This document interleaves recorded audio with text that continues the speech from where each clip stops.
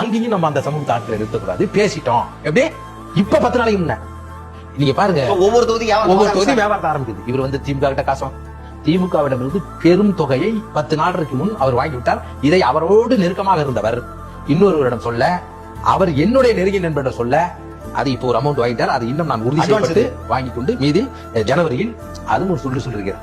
அதெல்லாம் நான் சொல்றேன், எங்க அண்ணா அவ்வளவு ஒருத்தர் கிடையாது, அந்த அளவுக்கு கோடி வாங்குறது இதை வாங்கி வைக்க முடியாது. நான் அடுத்த தரம் கொடுக்கும்போது தங்கமா கொடுத்துருங்க, அதுவும் இப்ப இருக்க விலையேற மாதிரி கொடுங்க. எப்படி ஏன்னா விலை ஏறிட்டே இருக்கீங்க.